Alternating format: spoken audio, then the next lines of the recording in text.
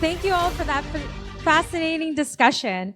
It was really great to be able to hear some stories of different Canadians with their businesses that are scaling. So our next panel is called How to Practice Transparency. Transparency has become such a buzzword in tech and in startup circles. But for all the talk about the merits of transparency, there's very little practical advice about how to do it. To leaders like Mathilde, Daniel, and Amir, transparency comes naturally. But for those to which it doesn't, it can sometimes be difficult to know where to start.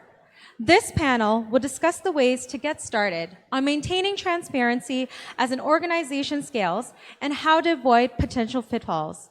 Let's welcome to the stage, in conversation with Gregory Ferenstein, the co-founder and CEO of Front, Mathilde Collin, co-founder and CEO of Checker, Daniel Yanisse, with CEO of Sisense, Amir Orad. Please give them a warm welcome.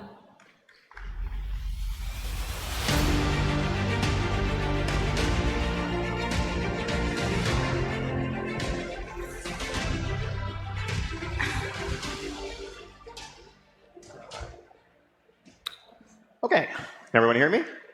Great. So I'm Greg Ferenstein. I'm a fan of letting panelists introduce themselves. So let's go in order. Sure. Amir Orad, Sisense Chief Exec, late-stage company, 700 employees, building analytics for companies, analytic apps. It's my third company, so I've made a lot of transparency mistakes I can share. Hi, I'm Daniel Yanisse, CEO of Checker. We're a background check platform, doing a lot of the background checks for the gig economy, on-demand economy, and enterprise. We're about 350 employees in San Francisco. Mathilde, Collin, CEO of a company called Front. We're building email for teams, and we have 120 employees in San Francisco and in Paris. Great. So we're kind of going to divide this into both transparency inside the company and then transparency outside the company. I know the panelists have a lot of opinions about both of these. But let's go with transparency just inside the company. What is something really interesting that you learned or non-intuitive that you learned about practicing transparency inside your company that you wouldn't have known just like going into it? I can start. I say it's insanely hard to say, let's be transparent, and absolutely hard to implement. And so as much as you want to be transparent, if you don't have a framework and to make sure that you're always sharing news, then as a human being that runs a company and that wants to motivate a team, the first time something bad will happen, you'll think twice about whether you want to share it or not. So, for instance? So, for instance, every day, every week, every month, there are some things that don't go well at Front. We miss a goal, and then I'm going at the end of the month. I'm doing last month at Front, and I'm tempted to share more of the good news than the bad news. That's easy. Yet, I force myself, and I have a framework where I have to talk about every single thing that happened the past month, because that way I can't lie to myself. Like, I have to go through that, and it's the expectation of the employees that you'll talk about every single thing. Okay. For me, so this is the first company I started, and before that, I was an employee in other companies, and I was very frustrated by the lack of transparency. We always had, executives doing meetings in a closed room, and we didn't know what was happening, why decisions were made. So I kind of wanted to counteract that when I started my company. I wanted us to be transparent because I've been on the other side. I think early on, I really thought transparency would be good for anything. Transparent on anything cannot, be a problem, and that should be the way. And then I realized that if you're too transparent on topics like we're talking about, like salaries, for instance, and compensation, that can actually backfire and become a negative thing. And my test that I learned from someone is like, if you want to decide if you want to be transparent or not about a topic, is being transparent going to answer most of the questions or create more questions? And when we're too transparent about salaries, I think in the early days, it created so many questions and confusion and Give us an more example. problems. I mean, compensation is a very hard topic. It's like depends on the market. It's emotional. It's really something that is personal. And so, if you share the salary of everyone, even if you have the market data and everything is rigorous and well made, most of the people are not going to be happy about it. And do they let you know this, or did you just like kind of sense it, or they're like, I don't think that guy should make as much money? Oh, they told us, like, you definitely sense it because everyone's going to their manager and is not happy with their compensation. So we had to kind of dial it back and be transparent at the high level, but not at the individual level. Another example of where it raises more questions is in the early days, someone leaves your company, you email everyone, you let them know because everyone knows this person. Seems like a great idea, and then your company grows, and then a random person that just joined another office is hearing about this other person from the other office that left. It raised a lot of questions, and it was unnecessary. So that's an example where transparency was. I actually think we're mixing terminology with transparency, with alignment, with sharing information, right? Someone leaving or not, is it transparent? Sharing the reason why they left probably is more transparent. Sharing exactly the reason probably too transparent. So there's a spectrum of transparency, which is probably not just a one-size-fits-all. But what I found was early on, it's very natural to be transparent for many people. As you scale, it becomes really challenging. If you build that DNA, that muscle early on, it's really helpful as you scale the company, many offices, many people, because you lose that. It just doesn't happen naturally anymore. Okay. Let's talk about, well, actually, I know one thing that we wanted to talk about was the base reasons for why we want to be transparent in the first place. I guess there was some specificity around why we do transparency that has actually real tangible value, not just like philosophical. So maybe I'll start now. I found a few key reasons. Number one, alignment.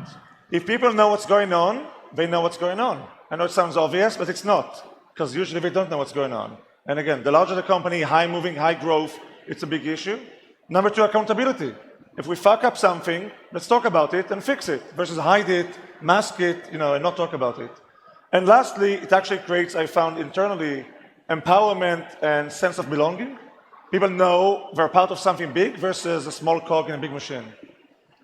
And I would add also trust. If you really share sensitive or hard information with everyone in the company, people feel more trusted. Otherwise, people might feel like, we treat them like children and we don't trust them with information because we think, people are not trustworthy in the company. So I think it creates stronger trust with the employee base if you really share with them, hard information. I can add to efficiency. So, I mean, if you join France, most of the time the first thing that people will say is, there are no meetings in this company where our decisions made. And it's because I obsess over being a very efficient company, even as we scale. And I've found too many meetings to be meant at creating alignment. And so if you share your information, then you have no meetings and you become more efficient. The second thing that I was going to say is politics. So you'll hear growing companies say, oh, you grew up and now politics are happening. And one thing that I found is a lot of people who have more power will want to keep information for them. And if you make it the default that information is shared, then you don't have more power because you have more information. You have more power because you do more, you achieve more, and that's a good thing. Great. Okay, so let's talk about external transparency. Some of us are fans of this, some of us are not. What are some things you do around external transparency, if you do, that are like non-intuitive, things that you practice you're pretty happy with, or maybe some things you did you were just, that was a terrible idea? I mean, so we've published all our seed series, A series B deck online with all our metrics. Our public roadmap is public, product roadmap. So if you go on frontapp.com/roadmap, you can see everything we're working on. So we've been pretty transparent externally, and people have asked us, why do you do that? The downside is your competition knows what you're going to build. Like, if you publish your metrics, you're not in control of your destiny. And to me, it's just, yes, there are some downsides and some cons, but they're outweighed by the pros. And the pros are people without, like, even before they join your company, trust you. Because they've seen externally that we were a company that was transparent. And since most companies claim that they're transparent, they need to be able to have some proof of that. So that's one reason. Yeah. Something I do, which is, again, mostly to the senior people, I like to meet competitors when I share what we're doing. It's not a big secret, they can find out if they really want to. And I find that building that relationship between competitors is actually quite healthy. And Relationship with competitors. I share more than 90% of people I know. Like, what are you working on the product? Here are a few things that will come out soon. Here's some recent hires. Here's something we're working on. Some high-level numbers, not specifics, obviously. But usually people will not even meet a competitor, let alone talk about something, out of fear.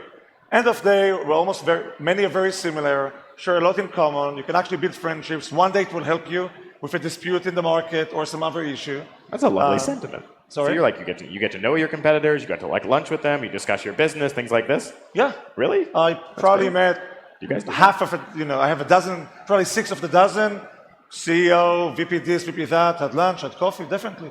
Huh. Yeah. We can compete and respect each other. It doesn't have to be I think that's helpful. I've done the same thing with competitors, sharing my product vision, even if it might compete with what they are doing. I share about them, and actually that creates more trust and respect between competitors. Another thing we do is even with the media. So, when you want to launch a new product, you usually don't want to, divulge the new product. You want to keep everything inside to have a big splash and a launch. I've actually brainstormed and really shared about future product with journalists and the media before we launch it, or we even discuss future roadmap or vision, things that are not validated or not ready to launch yet, but actually I get really good feedback. And if you build that trust with a journalist, it's the same thing. Like, if you want to do a big launch, they might actually help you and be in your favor rather than being super secretive. I agree. It's really about bringing people in your journey, and I feel like that works internally, where the reason you share things is because you want to create more engagement. If people know why they're working on what they're working on, they'll care more, and therefore they'll be more proactive, happier. So that's why you do it internally, to create an engagement. And I think it's the same externally. The more you share, the more people build a connection with your company and will follow you along, and that's always a good thing, whether they're potential employees, potential partners, potential investors, journalists. I thought that was a great round of answers. I really liked that. Yeah. Okay, but the audience has questions. Twitter, something has questions related to the screen. From your experiences, what are some good ways to measure transparency results? Yeah. I do two things. One of them is just to observe other leaders' behavior in the company. If it's really happening across the company, people mimic that behavior and repeat the transparency within their team and across teams. And the other one, we do an employee, like Culture Amp, one of those employee surveys. We actually ask about internal information sharing, how you feel about it, etc. So it's a very tangible number. A thing I do is, so on a weekly basis, I do roundtables with employees. So I take an entire team of employees without their manager, and we do a roundtable to share what's going well and what's not going well in the company. And a lot of the positives that I get is usually we talk about the culture of the company, how it's evolving, and I constantly keep hearing transparency as one of the things that are going well. But when I see a change and there's challenges, that's one way to measure it. We also use Culture Amp, and that helps be more quantitative than qualitative. There is a tool that we use, that a lot of companies use, called Culture Amp, and you track how happy your employees are. And one of the questions that's the default is around communication and how much they have access to the information they think is important to them. And the reason it's here is because it directly correlates with your employees' engagement score. So that's how you can measure it. Like every 6 months, we send a survey. We know exactly if people are happy or not happy about the level of transparency we provide. One of the challenges as we scale, even if we're transparent with all of the informations, minute notes and everything, is there's just too much information. I don't know, like how do you, then you have like people are inundated in like, millions of communications. So I'm actually against oversharing. So I'm not a, transparency fetish or anything at that level. I don't think it's always good. And oversharing is confusing. Oversharing takes you to the private area. You don't share any meeting you have in the company. Some are confidential. Some are individual topic. So you have to do it wisely versus just do it at all costs, at all situations. That's my view. I think you also can have tools that help you, because if the default way to be transparent is in all hands, I will share everything, and then I'm going to send an email every time something interesting is happening, then you're overwhelmed with information. Yeah. So I'm biased because it's the software that I'm trading, but the concept of having information shared, even in a wiki, for example, so the information is here, but it's not pushed, which means that if you search for it, it's available, but you don't get a notification anytime something new is shared. And there are many tools that you can implement in order to make it transparent. You can have kind of different strategy for pushing and broadcasting information that has to be like really curated and thoughtful, and then pull people should be able to access anything on their own. Yeah. And then you have the problems like search and like organizing things to make them discoverable. Yeah. Yeah. No, I find what push tools is do you use? critical. So I use Paper, the Dropbox internally for our wiki. I use Front for our emails, and that's where most of the information is shared. You know, I find one thing is the CEO pushing information out is critical. It creates alignment. You cannot expect 700 employees to go and look for something and be aligned. They'll look for different things, different times. So the key thing I use is once a quarter, sometimes once a month, everyone meet and have one slide, literally green, red, and there's a blue part. 3 things we did well, 3 things we fucked up, and the plan. Every time, very clearly, it's 1 bullet each. And that's the best tool to get the very clear message out. Yeah, I would agree with that, because if you want to prevent the information is being pushed, and if you want to make sure you're transparent along the way, even when things are hard. So I send a weekly email. It's the same format. I've sent it since I started the company, and it's all about results from last week, good, bad, explanation, key things that are going to happen next week. And then, so that's 1 email weekly. It's pretty tactical. At the end of the month, we have one with more data, and at the end of the quarter, there is a full presentation where we take the time to reflect on what happened. And the fact that we have that format and everyone is expecting it, or like we had a board meeting, we'll share the board deck after the board meeting. Like if they're not receiving it now that it's been set as an expectation for the past few years, then people will start freaking out. So that way you know that you're not going to share more than that usually, so they're not overwhelmed, but you force yourself to do it. I have a question about fostering a sense of security around transparency. So I think kind of the stereotype is that everyone talks behind the boss's back because they know if they told them what they really thought, they'd probably be fired. How do you, if you guys do, how do you guys foster a sense of safety that says you can really tell me what you're thinking if you actually want to know what your employees are really thinking about you? One thing we do is when any employee that joins Front will have to go through a radical Candor training. And so, you hear about radical Candor a lot, and it seems obvious, like you feel something, you share it. But I think there are, good ways and bad ways to share feedback. And I think sometimes you can be fired not because the feedback is not fair, but because you've not shared it in a constructive way, or you've not shared it soon enough. And so, I'm a huge believer in radical candor as one of the best tools to scale your culture as it becomes more and more unmanageable and uncontrolled. And so if they have a training and then at the end of the training they need to practice, so I have to tell you one thing that I find great about you, but I also have to tell you one thing that I don't find great about you, that forces me, and I think it's a muscle that you use and that can scale. Yeah. And one thing we do is in our onboarding program where so I'm transparent about my strengths and weaknesses with everyone in the company. I tell them this is what I'm good at and this is why I'm a pain in the ass, and I have a lot of weaknesses and we all do. And so I think that's one thing. And then I ask people hey, I need your help. I might struggle delegating and being too controlling as a CEO. So if you see me do that, flag it. My direct team really does that well. And then I think you have, as the boss, you have to be open to feedback. So when sometimes someone gives you with, comes to you with constructive feedback, you absolutely have to not be defensive, to listen and to thank them, and feedback is a gift. So if you model that behavior with your team, you talk about it, then it kind of scales and continues in the company. I fully agree with the latter. I found that training on culture is not really culture. You cannot train a culture. You have to embed the culture and behave accordingly.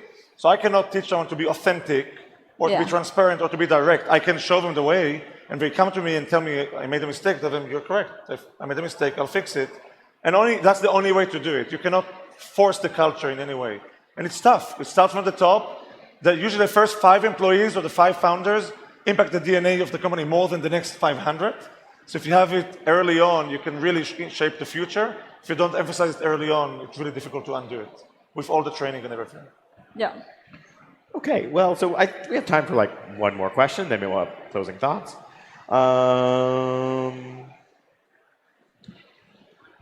Sharing meeting minutes. This is at the top. Like when the executives kind of huddle in, or the top brass huddles in, and everyone wonders what they're thinking, do you guys share most of what the folks are thinking, or do you guys have a lot of conversations that are just between, the cabal at the top? We do. It's not easy. Sometimes, it can be tricky, but we still do at this size. And I think transparency when you're shaping new decisions, new process, people really appreciate that.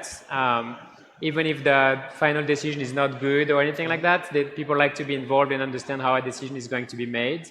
But then what we do is we really summarize on a weekly basis. The notes are great, but they're kind of hard to understand. We really summarize what are the decisions we made as an exec team, why, what's the context, and then we really cascade it in the team meetings of all the leaders, and then they cascade it. So I think that clarity and cascade of decisions, learning, and message to cascade to the team is very important for alignment, and that is like definitely a push kind of broadcast. Yeah, I agree, but we don't share any minutes, because again, I find it to be almost propaganda. Oh, here are the minutes, go read them. It's no context, it's unclear, it's not useful, people waste their time. It's meeting minutes porn almost. That's why people just watch it, but it's not helpful. Sharing the agenda, the strategy, the outcomes, the thought process, super valuable. But sharing the raw data, it's almost can be misleading. We don't share it either. I think the danger with transparency is people take for granted that you should share every single thing, and that's not the concept. Like what you want to do is you want to use transparency as a tool to build trust, to be an efficient company, but you're not sharing everything for the sake of sharing everything. So transparency is one of our values, and when employees join, they go through an onboarding process. One of the process is a presentation I do called All About France. I talk about our values. I talk specifically about transparency, and I talk about what transparency is not, because if their expectation is share everything, then you're in trouble. Yep. Okay, so we have about 2 more minutes. Anyone have final thoughts, interesting things that came up during this conversation maybe you want to discuss a little bit more? Maybe one thing for those who are going to implement or deploy more transparency, it can backfire. It can backfire really painfully, because at least when you share a lot of bad things, and we all know in startups it's usually many, many bad things, the people are not mature or ready, or it's not framed correctly, they can really take it painfully. So just be aware of that. It takes maturity, takes framing versus just sharing as is everything. Yeah, but I think it's fine to kind of push the boundary and kind of do your own tests and iterations. We've all experimented and kind of found our balance. So I think transparency can have good and bad outcomes, but I feel like the majority is on the good side. I think it can bring more goodness and results than. So I would encourage people to test it, push it, and then you can always iterate and then share why when you do it. Yeah, so I mean, we had our board meeting 2 weeks ago, and we just hired a CFO, so we have more and more data. The company is growing more and more. We've not raised in 18 months, so no one knows what our revenue is. And as I was clicking send, I was like, I don't know if I should send it anymore. But then I sent it, and the way I feel about it is, if it's shared and if it leaks, then that's the moment I'll stop doing it. But I want to trust people by default, and I want to be proven wrong, and so I would push the boundaries as well, and that's one example of when I did it last week. All right, we're out of time. Thank you all for coming to join, and thank you to the panelists. Thank you. Yeah.